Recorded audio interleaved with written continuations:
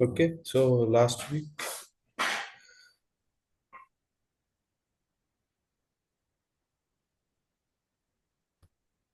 this one, yes.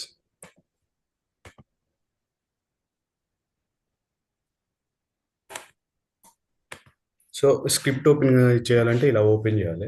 Open వెళ్ళి open file ఎక్కడైతే పాత్రలో ఉందో ఆ పాత్రలో స్క్రిప్ట్ ఓపెన్ చేస్తాం. సో ఏమైందంటే problem correlation. So actually left boundary from year to year తీసుకోవాలి, కానీ ఇక్కడ నుంచి ఇక్కడ అని తీసుకుంటే ఫెయిల్ అవుతుంది. బట్ ఇది డమ్మీ అప్లికేషన్ కాబట్టి ఇట్లుంది. So always remember that. So ఈ వాల్యూ ఏదైతే ఉందో ఈ వాల్యూ లెఫ్ట్లో ఏది ఉందో అది రైట్లో ఏదో ఉందో అది ఇవ్వాలి. సో రైట్లో ఇది ఇచ్చేసాను, లెఫ్ట్లో జేసెషన్ ఐడి ఈక్వల్ టు ఇచ్చేసాను. So if I run now it will generate the value jsession ID.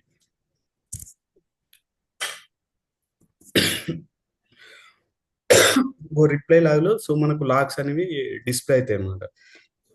ఒకవేళ ఇన్ కేసు మనకు డీటెయిల్డ్ లాగ్ కావాలనుకుంటే సో ఇక్కడికి వెళ్ళి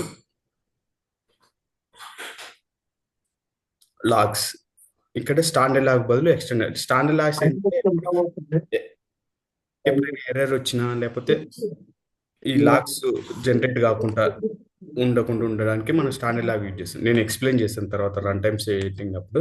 so as of now just remember extended log when you are replying your script please enable these two.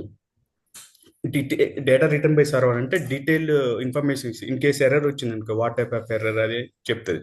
Parameter substitution అంటే so ఇదనమాట. So ఇప్పుడు మనం ఇది పారామీటర్ సబ్స్టిట్యూషన్ చేసాము, దీని పారామీటర్ అంటారు. జేసెషన్ ఐడి అని మనం కోరిలేషన్ చేసాం కదా, సో ఇది పారామీటర్. సో ఈ పారామీటర్ వాల్యూ ఇందులో చూపిస్తుంది అనమాట. ఇప్పుడు మనం ఇందులో అది ఎనేబుల్ చేయలేదు కదా, ఇది చూపియదు ఏం వాల్యూ వచ్చింది ఏంటిదని. సో నేను సెర్చ్ చేస్తే అవుట్పుట్కి వెళ్ళి రిప్లై లాగ్కి వెళ్ళి సెర్చ్ చేస్తే మనకు కనపడదు. సో అందుకని అది ఎనేబుల్ చేసుకుంటే మనకు కనపడుతుంది అనమాట ఏం వాల్యూ వచ్చింది. సో ఇఫ్ ఐ రన్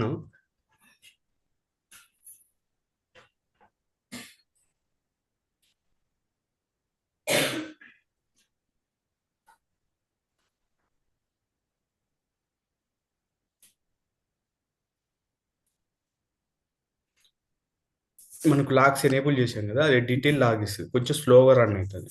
ఒకవేళ స్టాండర్డ్ లాగ్ ఇస్తున్నాము ఫాస్ట్గా రన్ అయిపోతుంది. ఎక్స్టర్నల్ లాగ్ ఇస్తే ఇక్కడ లాగ్స్ జనరేట్ అవుతుంది కాబట్టి it will take some time to load page and get the information from the server అన్నమాట.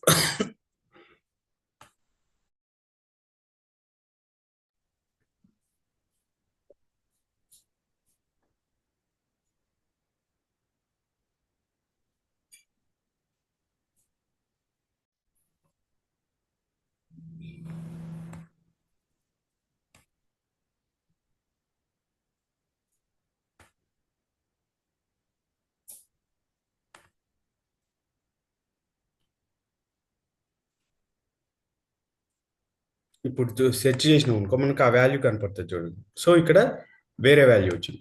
సో మనం రికార్డ్ చేసినప్పుడు ఒక వాల్యూ, ఇప్పుడు చేసినప్పుడు ఒక వాల్యూ వచ్చింది. సో అందుకనే we have to handle the dynamic value. So ఇప్పుడు చూడండి మనం రికార్డ్ చేసినప్పుడు ఏ వాల్యూ వచ్చింది, ఈ వాల్యూ వచ్చింది. సో ఇప్పుడు మనం రిప్లై చేసినప్పుడు so every time it will give the new value. అందుకనే మనం ఏ వాల్యూ అయితే వస్తుందో సర్వర్ నుంచి ఆ వాల్యూ తీసుకోవాలి, అప్పుడే మనం అప్లికేషన్కి లాగిన్ కాగలుగుతాం. సో అందుకనే మనం in order to handle this dynamic value so we are doing the correlation. So మన కోరిలేషన్ ఎలా చేస్తాం, first identify the dynamic value. నేను ఇంకో వాల్యూ చేస్తా చూడండి, మళ్ళీ రన్ చేస్తే మళ్ళీ ఇంకో వాల్యూ వస్తుంది. Let me run again.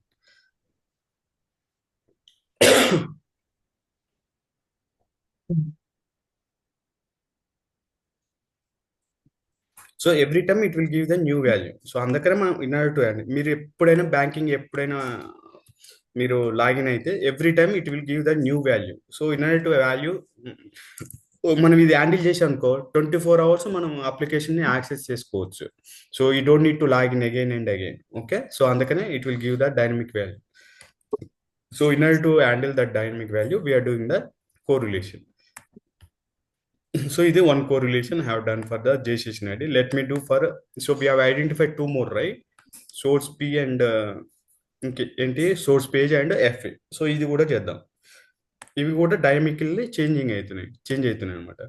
So first ఏంటిది కోరిలేషన్లో first identify the dynamic value. So మనం ఆల్రెడీ కంపేర్ చేసి 3 వాల్యూస్ ఐడెంటిఫై చేసాం. ఒకటేమో చేసేసినది, రెండోదేమో సోర్స్ పేజీ, మూడోదేమో ఎఫ్ఈ. సో ఒకటి ఆల్రెడీ చేసాము, ఇప్పుడు సోర్స్ పేజీ చేద్దాం. So first step identify the dynamic value. So identify చేద్దాం. సో డైనమిక్ వాల్యూని ఐడెంటిఫై చేద్దాం. సో ఐడెంటిఫై చేసాము ఈ వాల్యూని. సో సెకండ్ స్టెప్ ఏంటి? Go to output window, code generation log, paste the value, move cursor to the first line of the code generation log and search for the first occurrence of the value. So వ్యూకి వెళ్ళాలి. Already ఉంది ఈడ, కానీ మీకు మళ్ళీ అర్థం కావడానికి చెప్తున్నాను. అవుట్పుట్ విండోకి వెళ్ళాను. ఇక్కడ ఏమంటున్నాడు? కోడ్ జనరేషన్ లాగా అంటున్నాడు. Output window code generation log. So code generation లాగ్లోకి వెళ్దాం. కోడ్ జనరేషన్ లాగ్ మళ్ళీ ఏమంటున్నాడు? Paste the value. So will paste the value. So ఆ కాపీ చేసుకున్నాక ఆ వాల్యూ పేస్ట్ చేశాను. తర్వాత ఏమంటున్నాడు? Move cursor to first line of the code. So ఈ కర్సర్ని first line of the code అంటున్నాడు. సో లెట్ మీ, ఇక్కడ మనకు కర్సర్ ఫస్ట్ లైన్లో ఉండాలి. ఇది next the code generation log and search for the first occurrence of the value. ఇది search అనమాట. ఓకే, సో ఫస్ట్ అకరెన్స్ ఎక్కడ వస్తుందో ఆ వాల్యూ సెర్చ్ చేద్దాం. సో ఫస్ట్ అకరెన్సీ ఇక్కడ వస్తుంది. సో తర్వాత ఏంటి? సెర్చ్ చేసాం. తర్వాత ఏంటి? Copy the dynamic value left boundary and right boundary. ఇది dynamic value, left boundary right boundary copy చేద్దాం. ఇక్కడ నుంచి కాపీ చేద్దాం.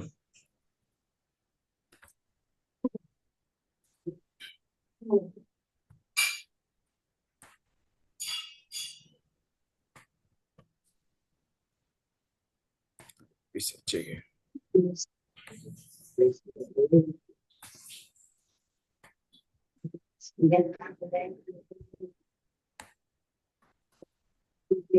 షిఫ్ట్ ఎండ్ కొట్టండి.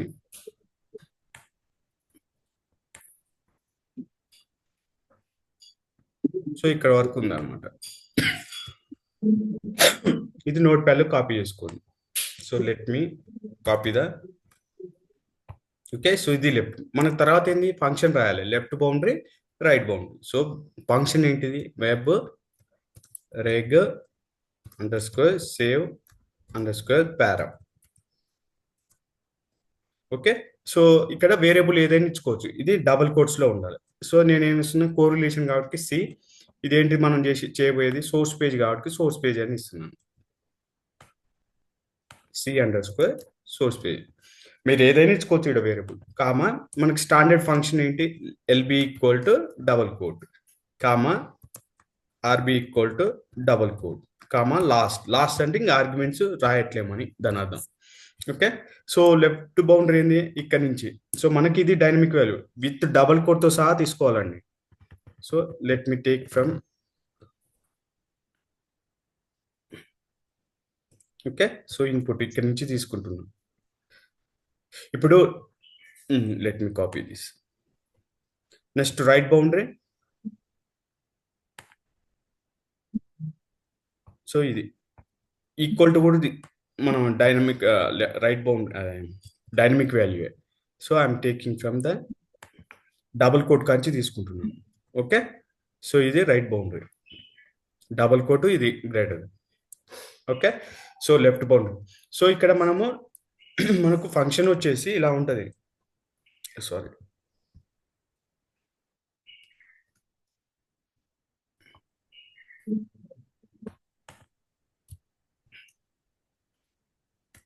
వెబ్ రెగ్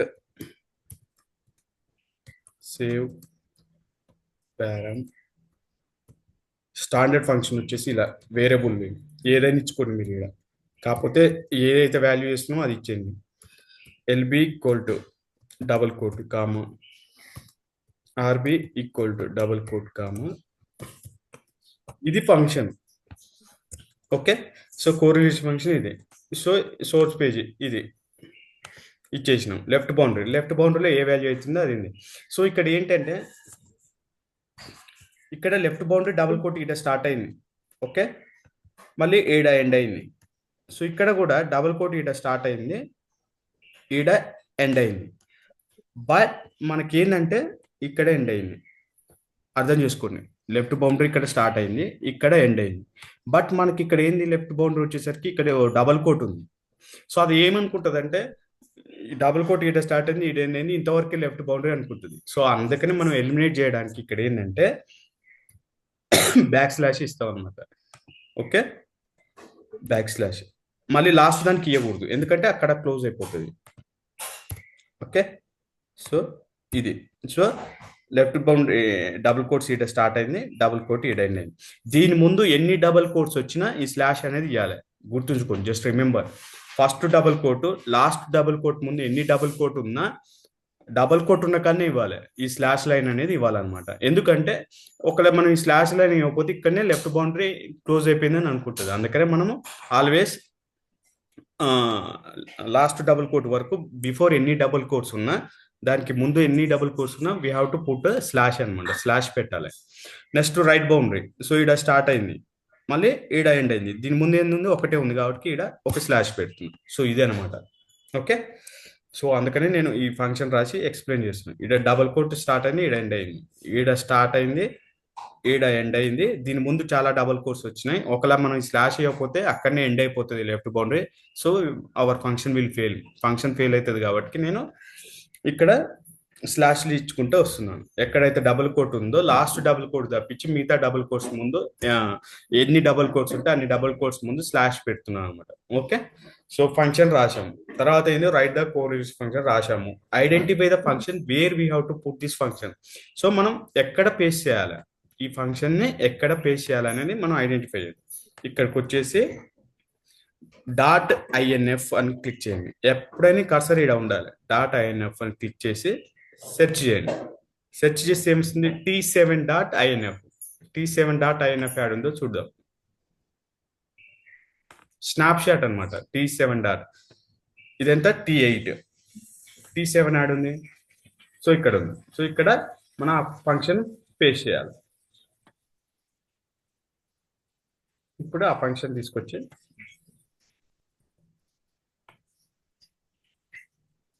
ఓకే, సో ఇది. సో ఇప్పుడు నేను రన్ చేస్తే ఆ వాల్యూ వస్తుంది చూడండి.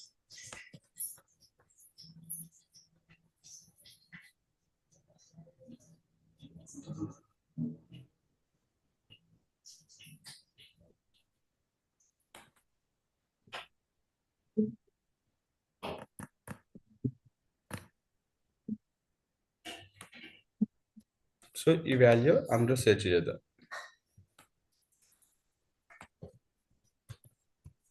సో చూడండి వాల్యూ వచ్చేసింది. ఇక్కడ చూడండి డిఫరెంట్ వాల్యూ వచ్చేసింది. ఇదివరకు ఏం వాల్యూ ఉంది మనకి, ఈ వాల్యూ ఉంది. సో లెట్ మీ పేస్ట్ చేయండి. సో ఇదివరకు ఈ వాల్యూ ఉంది.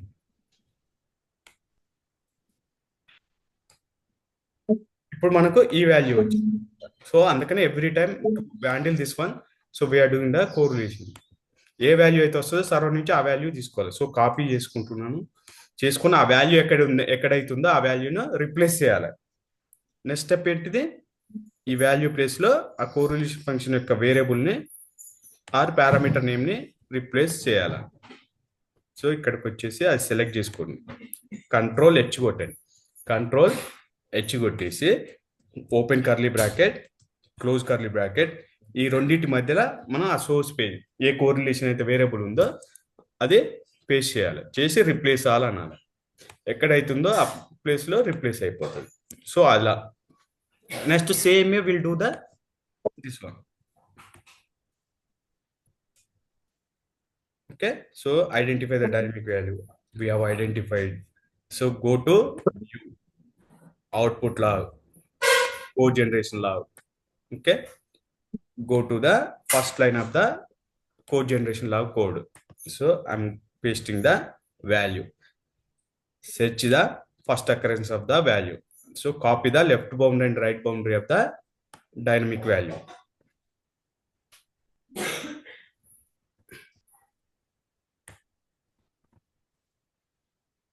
అనుకోండి. సో కాపీ, సో నోట్ ప్యాడ్లో కాపీ చేసుకోండి.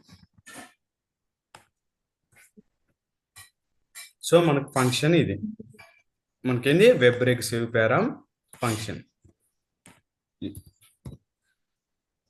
ఈ ఫంక్షన్లో మనం లెఫ్ట్ బౌండరీ ఇద్దాం, రైట్ బౌండరీ ఇద్దాం. సో లెఫ్ట్ బౌండరీ ఏంది, ఇది డబుల్ కోట్ నుంచి ఇంతవరకు. మీరు ఎంత తీసుకునే ఏం లేదు, కాకపోతే కొంచెం ప్రాపర్గా చూసుకోండి తీసుకునేటప్పుడు లెఫ్ట్ బౌండరీ. సో ఇది రైట్ బౌండరీ ఏంది, ఇది.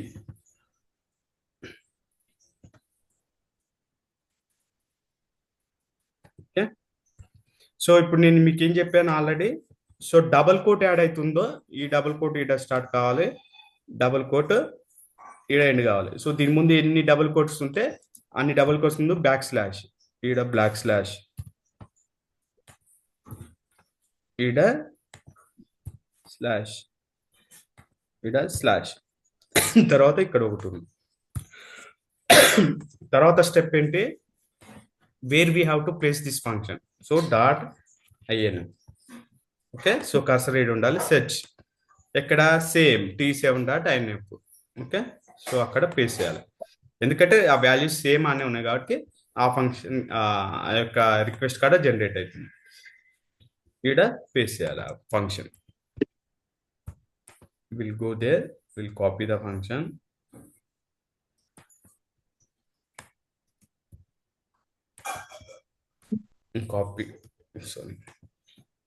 Copying the function. సో ఇక్కడ వేరియబుల్ బదులు ఏంటిది, c_fp, ఆ value fp. So I'm copying this one. So I'm placing the instead of this value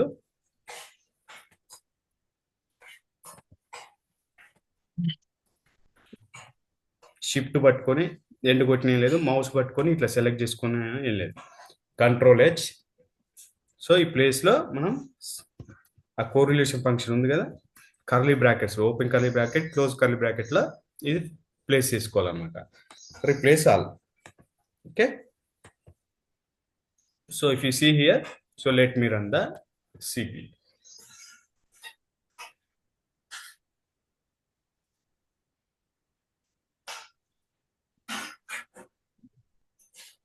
ఇక్కడ మన వాల్యూ ఏమొచ్చిందో చూసుకోవచ్చు. ఓకే, సో సిపి వాల్యూ. సో ఇప్పుడు చూస్తే మనకు డిఫరెంట్ వాల్యూ వచ్చింది చూడండి. ఇదివరకు ఏముంది వాల్యూ, ఇప్పుడు వచ్చిన వాల్యూ ఇది, ఇదివరకు ఉన్న వాల్యూ ఇది. So always value is changing, so that's why we're doing the correlation. Okay, so this is way we do the correlation. First concept ఏంటి, correlation, whatever the dynamic values are generated from the server, we have to handle the dynamic values. So for that we have to do the correlation. So first correlation, automatic correlation, manual correlation. Automatic correlation we cannot do because it will not capture left boundary and right boundary. కొన్ని values చేస్తాం కానీ better we have to do the manual correlation. Okay, so గుర్తుంచుకో, manual correlation చేయండి దాదాపు. Automatic correlation. So automatic correlation by default load runner itself identify the dynamic value, what values we have to do the correlation. Manual correlation అనేది మనం చేస్తాం. So manual correlation చేయడానికి web bricks పారం function use చేసి చేస్తాం. దానికి steps ఏంది, identify the dynamic value. So first value identify చేయాలి. ఎలా ఐడెంటిఫై చేస్తారు, మేమంటే ఎక్స్పీరియన్స్ కాబట్టి మాకు తెలుస్తుంది ఏ వాల్యూ ఏంటిది, ఎక్కడ పాస్ అవుతుంది, ఎక్కడ పోయేది. మరి యాజ్ ఎ ఫ్రెషర్గా మీకు ఏంటంటే 2 times రికార్డ్ చేయండి, 2 times రికార్డ్ చేసి కంపేర్ చేయండి. ఎక్కడ కంపేర్ చేస్తారు, text-compare.comలో సెర్చ్ చేయండి. సెర్చ్ చేసిన తర్వాత ఆ వాల్యూ ఏదైతే డిఫరెంట్గా వస్తుందో, అంటే 2 times రికార్డ్ చేసి మీకు డిఫరెంట్ వాల్యూస్ ఒకలా కాక వస్తే మీకు కలర్లో హైలైట్ చేసి చూపిస్తారు. అవి ఐడెంటిఫై చేయండి. ఐడెంటిఫై చేసినాక యాక్షన్ స్క్రిప్ట్ యొక్క యాక్షన్లోకి వచ్చేసి ఆ వాల్యూ ఎక్కడైతుందో ఆ వాల్యూని పేస్ట్ చేసుకుంటావు. తర్వాత కోడ్ జనరేషన్ లాగా అవుట్పుట్ విండోకి వెళ్తావు. అవుట్పుట్ విండోకి ఎలా వెళ్తావు, వ్యూ, అవుట్పుట్కి వెళ్ళి కోడ్ జనరేషన్ లాగాకి వెళ్ళి first occurrence of the first ఇక్కడికి వెళ్ళి ఇక్కడ ఆ వాల్యూ పేస్ట్ చేస్తావు. పేస్ట్ చేసి ఫస్ట్ సెర్చ్ చేసి left boundary right boundary copy చేసి సో ఈ ఫంక్షన్ రాస్తావు. వెబ్ బ్రిక్స్ పారం ఫంక్షన్ రాసి ఆ వాల్యూ ఐడెంటిఫై చేయడానికి .inf అని కొట్టి సో ఎక్కడైతే ఆ రిక్వెస్ట్ జనరేట్ అవుతుందో ఆ ఫంక్షన్ కాడ ఈ కోరిలేషన్ ఫంక్షన్ పేస్ట్ చేస్తాం. పేస్ట్ చేసి replace the dynamic value with correlation variable, control H కొట్టి ఈ కోరిలేషన్ వేరియబుల్తోనే మనం ఆ డైనమిక్ వాల్యూని రిప్లేస్ చేస్తాం అనమాట. ఇది ఇది కోరిలేషన్ కాన్సెప్ట్. Any doubts? అయితే ఇంకో స్క్రిప్ట్ యాడ్ చేస్తాను. మీకు డైనమిక్ కోరిలేషన్ అనేది ఏమైనా డౌట్స్ ఉంటే అడగండి వీళ్ళు.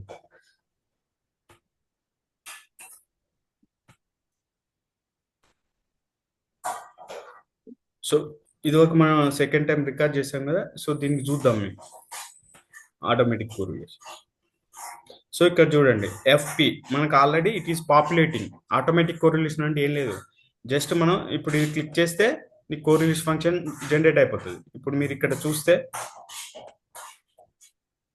చూడండి ఎఫ్పి జనరేట్ అయిపోయింది. చూడండి ఇక్కడ మనకు కరెక్ట్గా ఇవ్వట్లేదు. సో ఇక్కడ చూపిస్తుంది మనకు, అక్కడనేమో వేరే కాడ చూపిస్తుంది. అందుకని మనం always we have to do the correlation manually. Correct ప్లేస్లో చూపేది, correct left boundary right boundary correct capture చేయాలి. అందుకనే మనం మాన్యువల్ కోరిలేషన్ చేస్తాం అనమాట. So next source page.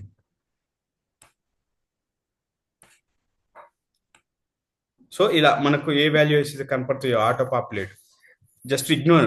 So ఒకవేళ in case interview point of లో క్వశ్చన్ వస్తే, so we do have two different types of correlation, automatic correlation, manual correlation. But I always go for the manual correlation because when we are doing with the automation correlation, it is not capturing left boundary and right boundary of the dynamic value. So that's why we are going with the manual correlation. Sorry, manual correlation. Okay, అది ఆ ఒక్క point చెప్పేసి చాలు. Okay, any doubts?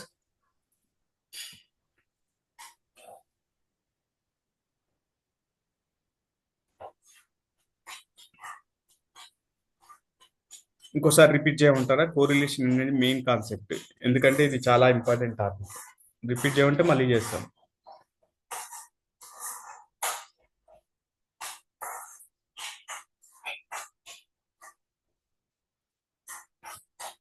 ఏం doubts ఉన్నాయా? లేదు, clear. Okay, మీకు morning ఫైనా evening 8 to 9 అయినా ఫైనా, ఎట్లా మీకు కన్వీనియంట్ ఉంటుంది?